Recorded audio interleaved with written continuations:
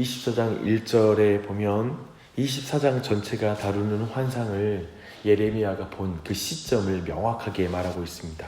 바벨론 안에 느부갓네살 왕이 유다 왕 여호야김의 아들 여고냐와 유다 고관들과 목공들과 철공들을 예루살렘에서 바벨론으로 옮긴 이후라고 말하고 있습니다.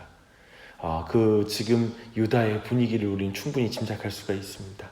근데 열왕기하 24장 14절로 16절의 내용을 따르면 그 시점은 예루살렘이 멸망했던 주전 586년의 이전이고요. 주전 597년경의 일이라고 말하고 있습니다.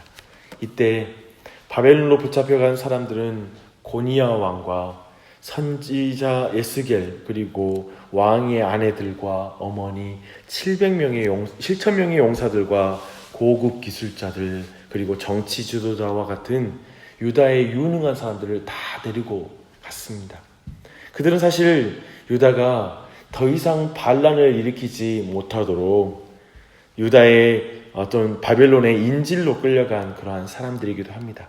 이때 예레미야가 본 환상은 매우 단순합니다. 하나님께서는 예레미야에게 여호와의 전 앞에 놓인 무화과 광주리 2개를 보여주십니다. 한 광주리를 보니까 처음 익은 듯한 극히 좋은 무화과가 담겨 있었고, 다른 하나는 극히 약하여 아마도 부패하여 먹을 수 없는 무화과가 담겨 있었습니다. 그런데 이 무화과 광주리가 여호와의 전 앞에 놓여 있었다, 즉 하나님 눈앞에 놓여 있었다라고 말하는 건 특별히 하나님 눈앞에 있는 하나님의 백성들을 가리키는 것입니다.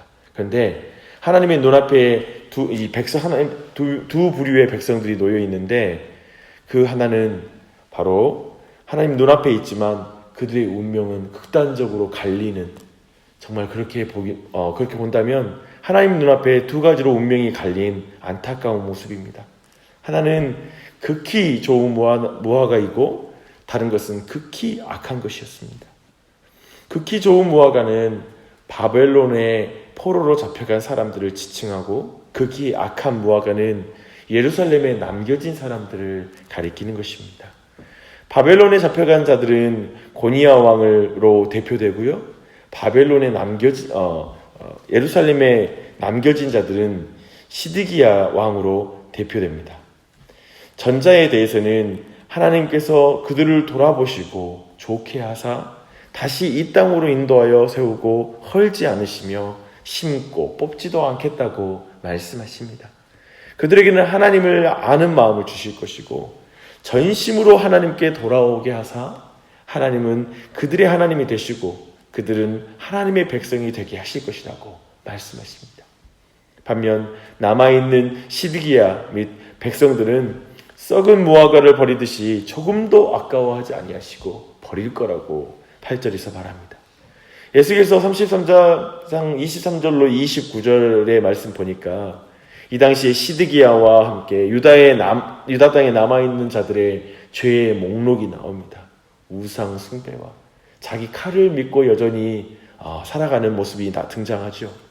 결국 이들 중에는 바벨론의 공격을 피하여 이제 애굽으로 도망하는 자들이 있습니다.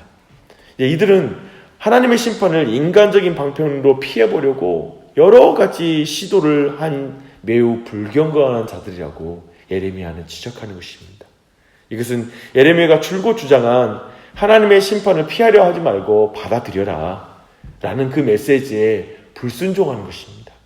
결국 그들은 온 세상에 흩어질 것이고 환난과 치욕과 조롱과 저주를 받아 결국 다 멸망하게 될 것이라고 9절과 10절에서 말하고 있습니다. 근데 여기서는 내용은 되게 간단하고 명확합니다. 그런데 여기에서 바벨론으로 끌려간 고니야 왕이 있는데요. 여호야긴 왕입니다. 근데 이 고니야도 악한 왕이라고 성경이 기술하고 있는 것을 주목할 필요가 있습니다. 그 내용이 역대하 36장 9절에 기록되어 있습니다. 그럼에도 지금 예레미야는 여전히 고니야 왕을 부정적으로 말하지 않습니다. 도리어 그가 시드기야와 이렇게 극단적으로 비교를 하고 있는데요. 왜 그랬을까요? 생각해보면 저 지금 바벨론에 끌려간 사람들도 잘난 사람들이 아닙니다. 죄인들이죠. 그리고 과거에 하나님께 반역했던 자들이기도 합니다. 근데 지금 고니아는 좋은 무화과라고 말하고 있고 시드기야는 악한 무화과가 되는 그 차이를 만드는 게 뭘까요? 역대하 36장 9절을 볼 때 고니아 왕도 악한 왕이지 않습니까? 근데 그 차이는 그들의 선과 악이거나 그들의 선과 악의 정도의 차이가 아니라는 것을 기억해야 됩니다.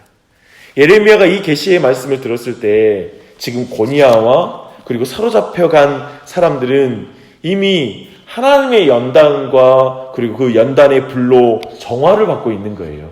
지금 바벨론에 끌려가서 심판을 당하는 중이라는 거예요. 그러나 남아있는 시드기야와 다른 사람들은 여전히 죄악 가운데 그 마음에 강팍한 대로 계속 죄를 짓고 있다는 사실입니다.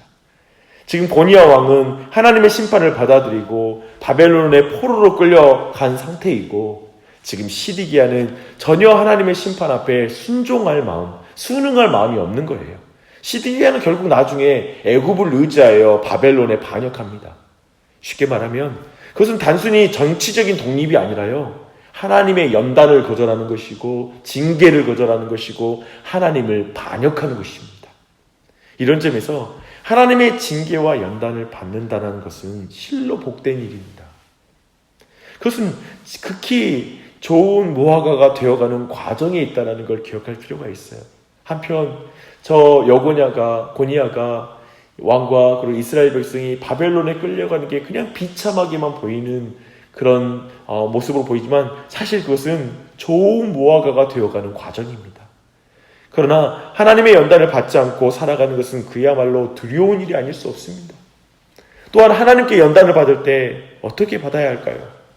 인간적인 꾀를 내지 말고 어떻게든 피하려고만 하지 말고 순순히 그 연단을 받으라는 것이 예레미야의 교훈입니다. 원만 불평하지 말고 그리고 자꾸 자기 생각 가운데 하나님 앞에 따져들지 말고 그 모든 연단을 받아들이는 게 지혜라고 말하고 있습니다.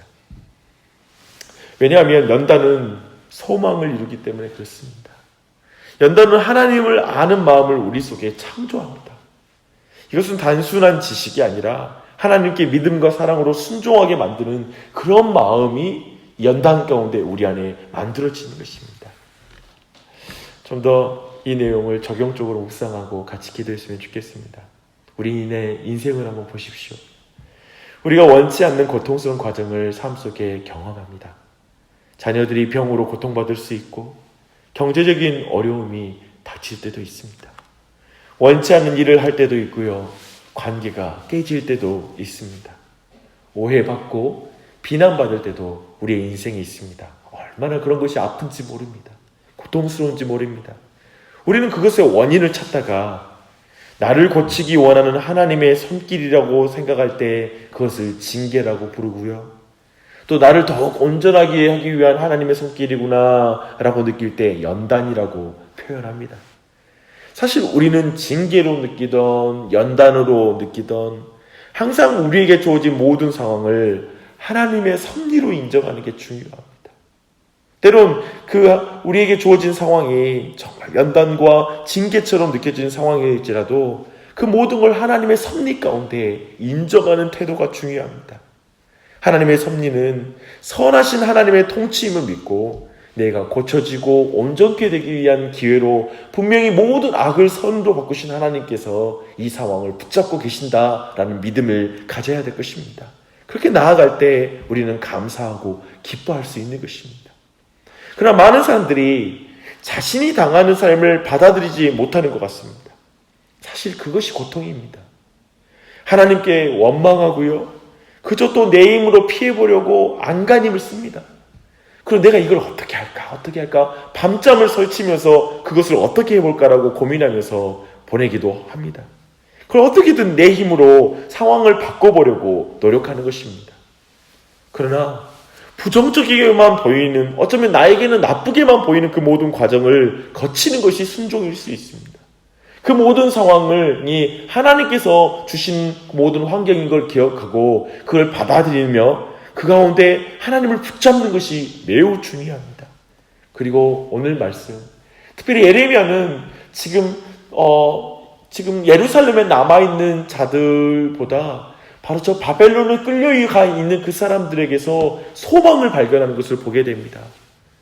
사실 예레미야서는 포로로 끌려가는 자들을 더 긍정적으로 묘사하면서 또 회복할 것이라고 말하고 있는 것입니다. 심판 중에서도 미래의 소망을 여전히 하나님이 주고 계신다는 걸 지금 예레미야는 보고 있는 것입니다. 그래서 어쩌면 우리의 인생, 우리의 삶의 주변을 돌아보면 참 내가 원치 않는 일이 연속적으로 진행이 되고 정말 내 인생에 환란이 여전히 닥치고 연단과 징계가 계속 닥치는 것 같은 상황들을 만나게 될 것입니다. 어두운 터널들을 발견할 수 있습니다. 우리는 항상 그것이 내게는 없어야 된다는 것처럼 하나님께 기도하고 원망할 때도 있습니다. 그러나 도리어 하나님, 내가 이 모든 과정을 주님을 붙잡고 잘 걸어가게 해주십시오. 내가 이 모든 걸 이길 수 있도록 도와주시고 이 과정 속에서 내가 더욱 하나님 앞에 정금과 같이 나아갈 수 있도록 도와주시옵소서라고 간구하는 그러한 방향의 기도 또한도 우리에게 드려져야 될 줄 믿습니다. 이 시간 기도할 때 우리의 자녀들과 그리고 우리의 사랑하는 사람들 그리고 교회의 지체들, 이런 우리의 모든 주변에 있는 사람을 위해서 기도할 때도 동일한 기도가 드려져야 됩니다. 어쩌면 깊은 고난 가운데 있는 자들이 있을 것이고요. 앞으로 우리의 자녀들은 끊임없이 그런 환경 속에 놓이게 될 것입니다. 근데 그때마다 빨리 이걸 제거해 주세요, 이걸 고쳐주세요, 없애주세요 라는 기도만이 아니라 도리어 그 모든 과정 속에서 하나님을 더 알게 해주십시오. 주님을 더 경험하게 해주십시오. 내가 더욱 정금과 같이 하나님 앞에 성장하게 해주십시오. 더욱더 강하게 해주십시오라는, 어쩌면 즉 심판 앞에 아니면 어떠한 환경 앞에 하나님의 손길 앞에 순응하며 더욱더 힘껏 나아갈 수 있는 믿음의 기도가 드려져야 될 줄 믿습니다. 그러한 인도함이 우리 모두에게 있었으면 좋겠어요. 다시 한번 묻고 싶습니다. 우리 모두는 극히 좋은 무화과인가? 악하여 먹지 못하고 버림받을 무화과인가? 지금 우리의 삶의 정황에서 한번 돌아봐야 될 것입니다. 기도하겠습니다. 하나님 아버지, 이 아침에도 기도할 수 있도록 인도해 주시니 감사합니다. 기도할 믿음 주시고 건강 주셔서 이 자리에 나아오게 하여 주시니 감사합니다. 인생의 어두운 순간도 경험한 적이 있습니다. 여전히 인생의 메뚜기 떼와 같은 정말 고난이 계속 엎친 데 덮친 격으로 우리의 인생 가운데 닥쳐올 때도 있습니다.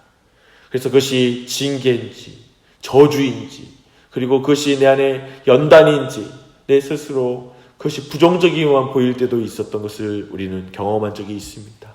그러나 하나님 아버지, 우리가 주어진 이 모든 환경, 우리의 삶에 닥치는 모든 것들을 그 뒤에 그 모든 것을 붙잡고 계시고 통치하시는 분이 우리 하나님이신 줄 믿습니다.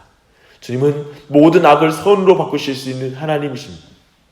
하나님은 또한 우리를 사랑하시며 노하기를 더디하시고 인애로우시며 자비로우시며 그 하나님의 사랑이 너무나 크신 우리 하나님이신 줄 믿습니다. 그 하나님께서 결국에 모든 악을 선으로 바꾸실 줄 믿습니다.